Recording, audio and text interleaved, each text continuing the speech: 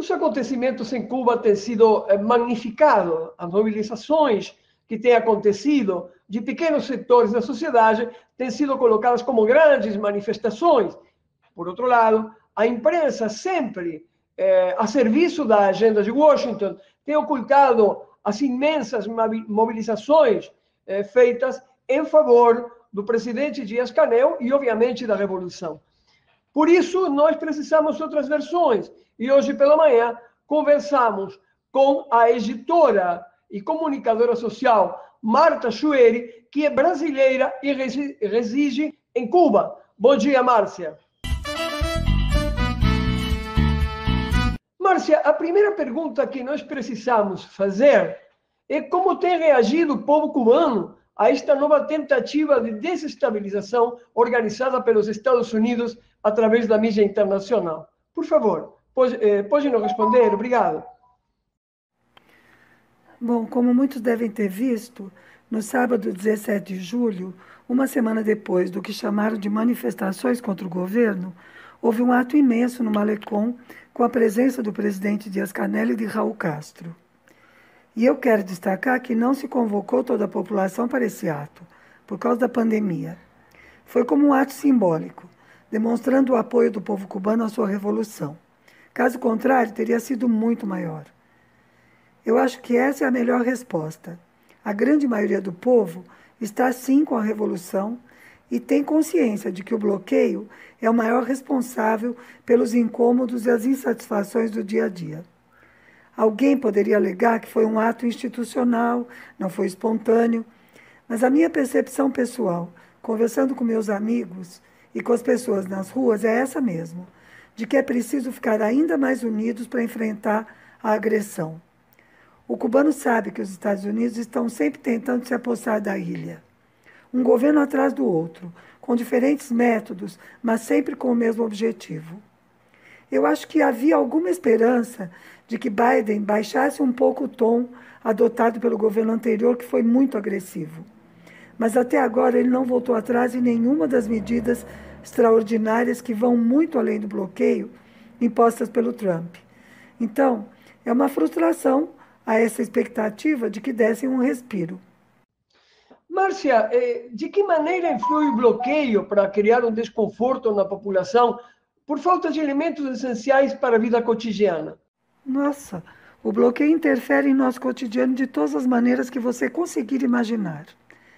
A grosso modo, o bloqueio impede ou dificulta muito a importação de bens e também de matérias-primas para a indústria nacional. E, além disso, impede a importação de insumos para a agricultura, ou seja, afeta todos os setores da vida da família cubana. Isso se traduz em escassez de praticamente tudo. E, como sempre acontece nessas situações, estimula a existência de um mercado paralelo muito mais caro.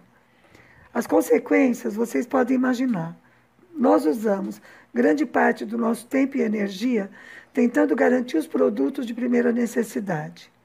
Vou dar um exemplo. Digamos que no mercado perto da sua casa tem café, frango, óleo ou sabão em pó, qualquer coisa assim simples. Você já sabe que vai enfrentar uma fila que pode durar horas. E provavelmente poderá comprar uma quantidade limitada, porque também é preciso cobrir o maior número possível de famílias. Então, você passa 5 horas na fila, digamos, e sai com um pacote de sabão, ou talvez nenhum, se acabar antes da sua vez. Isso é muito irritante, é exasperante, e mais ainda porque se repete e se repete. Eu mencionei alguns produtos mais simples, mas vale para tudo. De farinha de trigo a chocolate, de sabonete a fralda descartável. Eu vivi aqui de 2000 a 2004, quando Cuba estava saindo do período especial, e a situação não era tão difícil. As medidas do Trump e mais a crise da pandemia pioraram muito a situação. No caso dos remédios, é ainda pior. Cuba produz a maior parte dos medicamentos para cuidar dos pacientes crônicos, mas necessita comprar algumas matérias-primas no mercado internacional. E há outros, como alguns antibióticos mais modernos, que são importados também. Tudo isso está faltando. E pode ser por várias razões, mas todas ligadas ao bloqueio. Ou as entregas atrasam, porque têm de vir por terceiros países, ou os contratos são cancelados por pressão dos Estados Unidos, ou a entregadora desiste de trazer, também por medo dos Estados Unidos. Felizmente, no caso da Covid, o sistema de saúde garante todo o tratamento. Ninguém depende de comprar remédio na farmácia. O caso dos apagões também tem a ver com bloqueio, e é fácil de entender.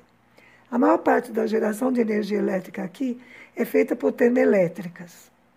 O país está migrando para energias limpas, mas tem de ser lentamente por escassez de recursos. Olha aí o bloqueio de novo.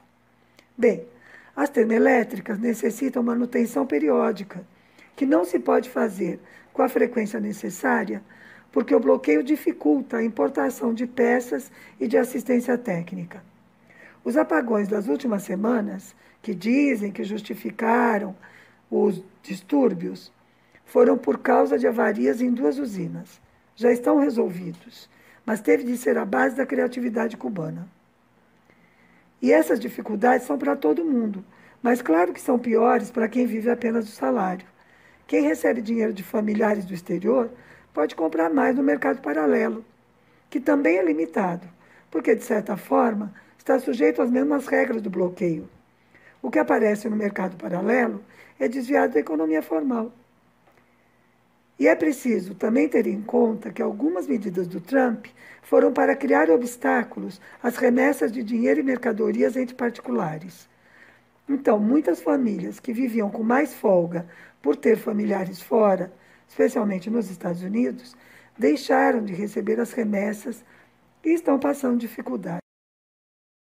Há uma preocupação no campo popular e progressista da América Latina e do Caribe por saber se esta conjuntura que se apresenta em Cuba hoje poderá modificar em algum sentido a correlação de forças entre o povo que defende a revolução e os setores influenciados pelos Estados Unidos. Isso seria possível, Márcia? Pessoalmente, eu não acredito numa mudança substancial, mas é difícil prever.